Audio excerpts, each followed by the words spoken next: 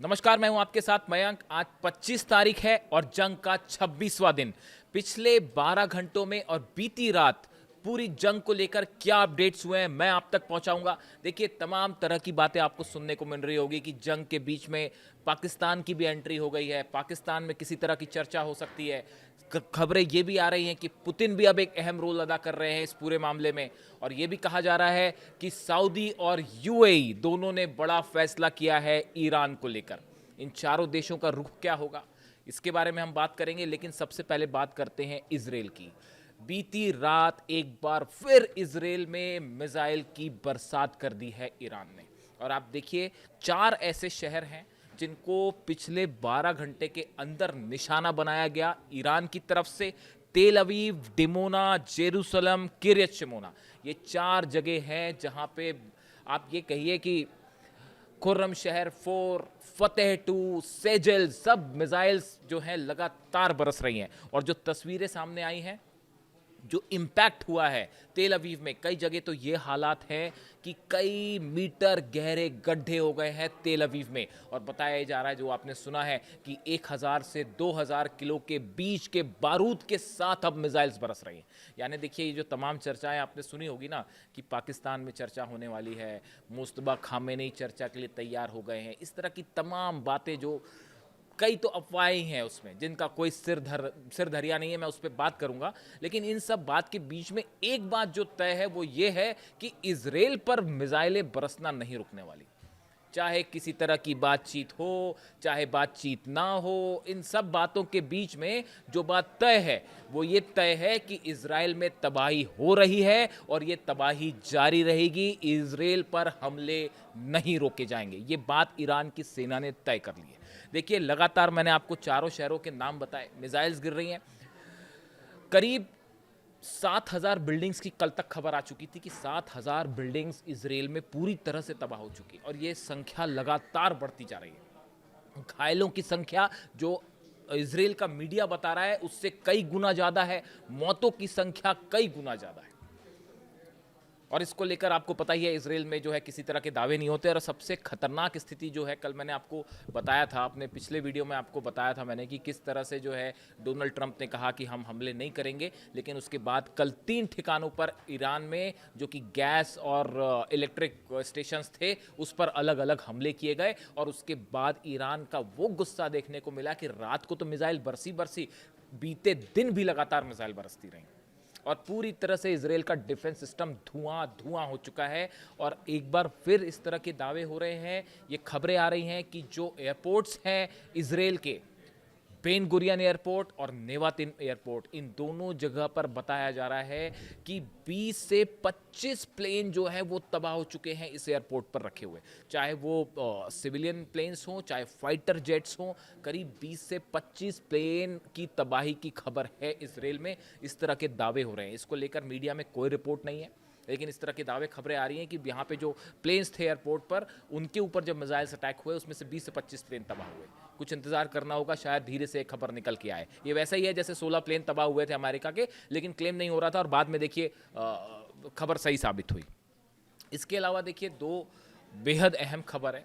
पहली खबर है, जो आपने सुना होगा कि पाकिस्तान को लेकर इस तरह की चर्चाएं हैं कि पाकिस्तान जो है वो ईरान और अमेरिका के बीच में एक बातचीत करवाने की कोशिश में है। इस तरह की खबरें आपने सोशल मीडिया पर सब तरफ देखी होगी। और ईरान की संसद के जो स्पीकर हैं, मोहम्मद बागर गलीबाफ, बताया जा रहा है कि इस तरह की खबरें थी कल, इस तरह के दावे हो रहे थे अलग अलग अखबार में कि इनकी तरफ से जो है वो बातचीत, ईरान की तरफ से ये बातचीत कर सकते हैं। इस तरह की तमाम बातें आई। कुछ लोगों ने ये भी कहा कि ये पाकिस्तान पहुंच चुके हैं, और ये कहा गया कि जल्दी जो है वो बातचीत शुरू हो सकती है दोनों देशों के बीच में। ऐसे दावे हैं। ईरान की तरफ से इस तरह का कोई कंफर्मेशन नहीं है, ना ही इसी तरह की कोई खबर है कि ईरान ने किसी तरह की बातचीत का प्रस्ताव रखा है या किसी बातचीत को स्वीकार किया है या अपने रिप्रेजेंटेटिव कहीं भेजे जा रहे हैं। अभी तक ईरान की तरफ से ऐसी कोई खबर नहीं है, मैं आपको साफ कर देना चाह रहा हूं।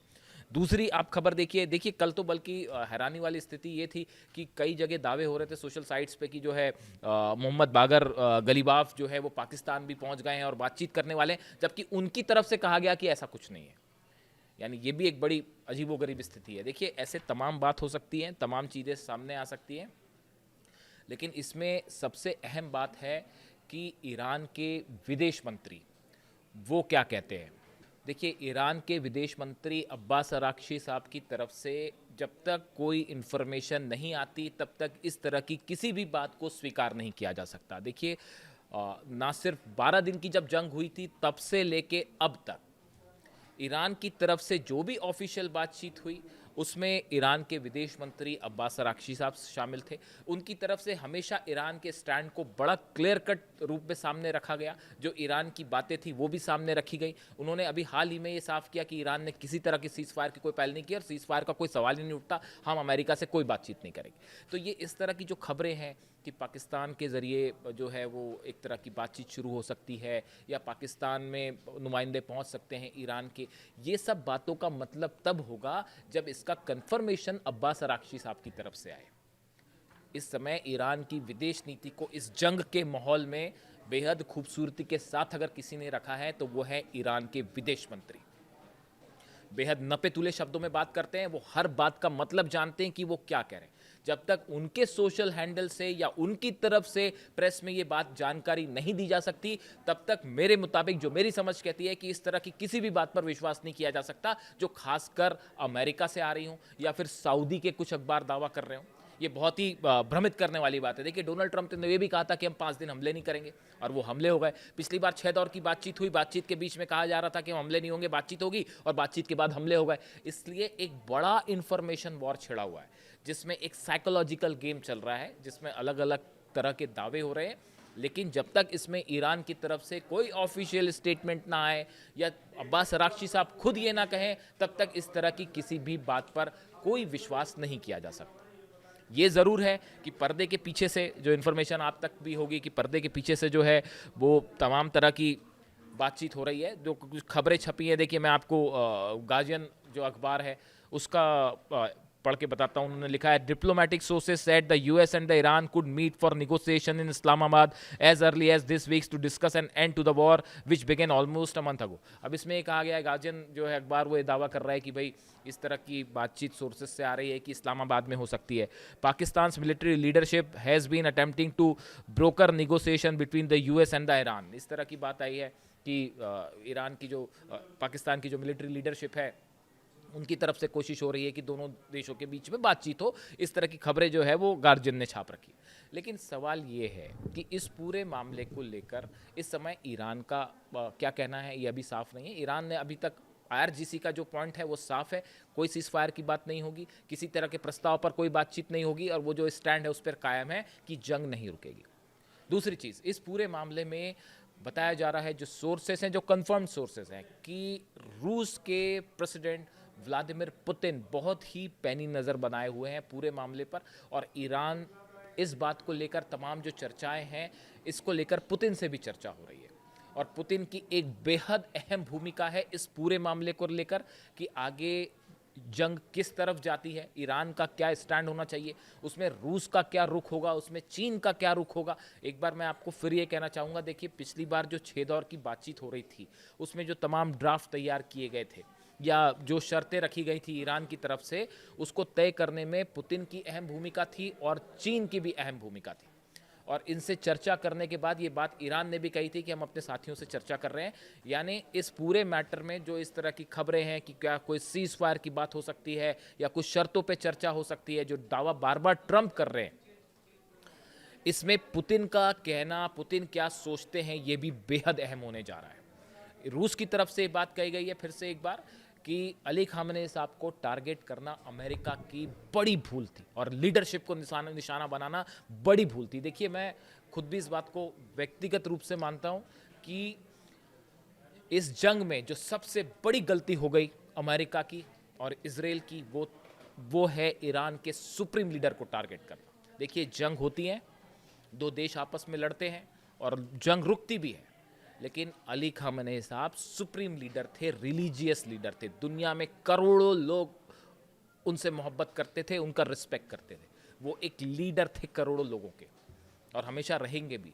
उनके ऊपर निशाना बनाना ये एक ऐसी घटना थी जिसको आप देखें, अगर आप हिस्ट्री पढ़ें तो इतिहास में कई बार कहा जाता है कि वर्ल्ड वॉर वन में ये टर्निंग पॉइंट था जिसकी वजह से वर्ल्ड वॉर शुरू हो गया, तात्कालिक कारण था जिसके कारण वर्ल्ड वॉर शुरू हो गया, या ये घटना थी वर्ल्ड वॉर टू की जिसके कारण वर्ल्ड वॉर छिड़ गया, या हिटलर ने जो है वो पोलैंड पे अटैक कर दिया या रशिया पे अटैक कर दिया, यहाँ से पूरा गेम। इस तरह की तमाम दावे होते हैं। उसी लेवल की एक बड़ी मिस्टेक थी अली खामेनेई साहब को टारगेट करना, और ये वजह है। इसी वजह से पूरा ईरान इस समय भयंकर गुस्से में। आप जो तस्वीरें देख रहे हैं, आप सोशल मीडिया में देखिए किस तरह की तस्वीरें सामने आ रही हैं। मैं एक वीडियो देख रहा था जिसमें ईरान का एक शख्स जो है वो हाथ में बैनर लेके घूम रहा था कि मैं शहीद होना चाहता हूं ईरान के लिए। रिपोर्टर ने उनसे पूछा कि भाई ये आप क्या वाकई ऐसा करना चाहते हैं? तो उनका जवाब था कि मेरे घर के ऊपर मिसाइल गिरी है और मेरे बच्चे, बहू और बेटी की मौत हो चुकी है, मेरी पत्नी की मौत हो चुकी है, मेरे घर में कोई नहीं बचा, अब मैं भी ईरान के लिए शहीद होना चाहता हूँ।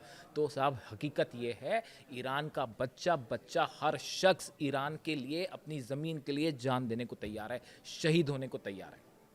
ऐसे मुल्क को दुनिया की कोई सेना परास्त नहीं कर सकती। हकीकत सिर्फ यही है, ऐसा तमाम एक्सपर्ट्स का मानना है। और देखिए हॉर्मूज़ का जहाँ तक प्लान है, अब ये देखिए इस बारे में कुछ कहना अभी ठीक नहीं है कि पर्दे के पीछे क्या बातचीत हो रही है, नहीं हो रही है, कौन क्या कोशिश कर रहा है। बहुत सारी ऐसी खबरें हैं जिनका कोई सिर पैर ही नहीं है। हकीकत यह है कि इजराइल पर मिसाइलें गिर रही हैं, और अगर एनर्जी सेक्टर पर किसी तरह के हमले होते हैं जो कल भी जारी थे, उसका नतीजा ईरान की सेना ज़बरदस्त तरीके से देगी। और ईरान ने यह भी कहा है कि अभी सबसे बड़ा सरप्राइज़ बाकी है, अभी बड़ा हमला होना बाकी है, और इसको लेकर दुनिया के तमाम डिफेंस एक्सपर्ट परेशान हैं कि भाई ईरान के पास और क्या हथियार है, क्या होने जा रहा है, क्या लंदन पे हमला हो सकता है, बर्लिन पर हमला हो सकता है, पेरिस पर हमला हो सकता है, या इससे बड़ा और भी कुछ हो सकता है।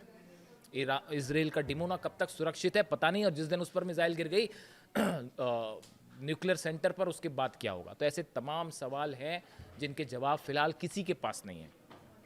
देखिए इसके साथ ही जो है एक अहम खबर, डेवलपमेंट जो ये भी है कि स्टीव विटकॉफ और जेरेड कुशनर जो पहले भी बातचीत की कोशिश करते रहे, ये तमाम देशों से बात कर रहे हैं। करीब 22-23 देश ऐसे हैं जो ईरान को रोकने की कोशिश कर रहे हैं कि किसी तरह से ईरान मान जाए। तो आज देखिए हकीकत क्या है, पूरी दुनिया की इकॉनमी घुटने पे है, परेशान है, हर शख्स परेशान है पूरी दुनिया में। अमेरिका हो, इजराइल हो समेत 22 देश, 12 नहीं 22 देश, 12 तो अरब देश है जिन पर हमले हुए, 22 देश जो हैं उन पर अकेला ईरान भारी पड़ रहा है। और हर मोर्चे पर अमेरिका की रणनीति फेल है। चाहे वो आप हॉर्मूज, स्ट्रेट ऑफ हॉर्मूज की बात करिए, वो तो प्लान शुरू होने के पहले ही फेल हो गया। बताया ही जा रहा है कि वो जो प्लान तैयार हुआ था हॉर्मूज वाला, जो डोनाल्ड ट्रंप ने तैयार किया था, अमेरिकन एक्सपर्ट्स ने रोक दिया कि अगर यहाँ पे मरीन्स भेजेंगे तो इतनी कैजुअलिटी होगी, इतनी बड़ी संख्या में मरीन्स मारे जा सकते हैं अमेरिका के, जो इतिहास में कभी ना हुआ हो। कितनी जगह बम्बार्डमेंट करेंगे। हॉर्मूज ईरान की जगह है, ईरान की बोट्स हैं वहाँ पे, ईरान की नेवी है, ईरान की तमाम मिसाइल सिटीज़ हैं, और अबू मेहदी मिसाइल्स पता नहीं कहाँ कहाँ लगी होगी। तो हॉर्मूज में तो ऐसा लगता है कि जंग शुरू होने के पहले ही अमेरिका ने हार कबूल कर ली है। अब देखना ये है कि देखिए पर्दे के पीछे कई सारी चीज़ें हो रही हैं, इससे इनकार नहीं किया जा सकता। वहाँ सऊदी और यूएई की तरफ से भी ये खबरें हैं जो उनका मैंने जिक्र किया कि क्या कहा जाता है कि उन्होंने भी एक बड़ा वॉर प्लान तैयार कर लिया है कि अगर ईरान के हमले नहीं रुके तो सऊदी और यूएई मिलकर हमला कर सकते हैं। इस तरह की भी खबरें तो बहुत सारी हैं, लेकिन होता है क्या, ये देखने वाली बात है। और इसमें सबसे अहम भूमिका देखने की चीज़ ये है कि ये जो बार बार अलग अलग सोर्सेज से खबरें हैं, चर्चा की, बातचीत की, ये किस तरफ जाती हैं। और हर खबर पे विश्वास भी बड़ा सोच समझ कर ही करिएगा कि कौन क्या कह रहा है। और दूसरी तरफ इजराइल पर हमले लगातार जारी हैं। जो भी अपडेट होगा आप तक पहुंचाऊंगा। Thank you so much.